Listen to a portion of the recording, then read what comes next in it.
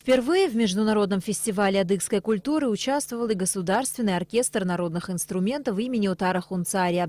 Рассказывая об участии в фестивале адыгской культуры, руководитель оркестра Денис Аруха отметил, что адыгские зрители встречали абхазских артистов с большим теплом, и такой реакции от зрителей они не ожидали. Важно было нам, что скажут, правильно ли мы вообще развиваемся и нужно ли это вообще кому-то. Вроде получилось, я так думаю, да.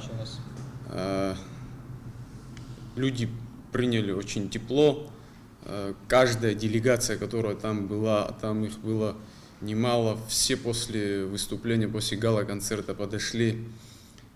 Всем было удивительно, спрашивали, как вообще, где. Некоторые даже говорили, что мы для себя Абхазию по-новому открыли после вашего выступления, что очень приятно было, да. Многие приглашают уже к себе.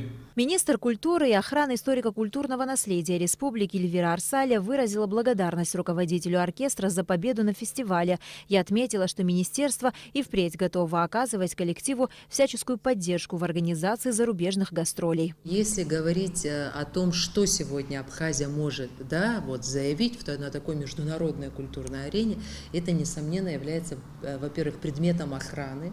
Конечно, предметом очень большого интереса, потому что не все народы, которые и больше нас, и страны, которые гораздо более могущественнее, чем мы, сохранили такие формы аутентичной музыкальной культуры.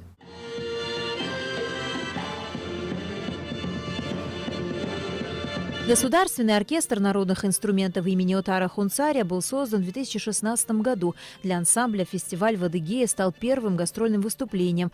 Это была отличная возможность познакомиться с репертуарами других коллективов, сказал руководитель оркестра Денис Аруха. Специально для фестиваля Государственный оркестр подготовил музыкальное произведение «Исламей» под национальный адыгейский танец. Аруха добавил, что им также удалось познакомиться с адыгским инструментальным ансамблем и договориться о совместном концерте, над организацией которого они сейчас работают.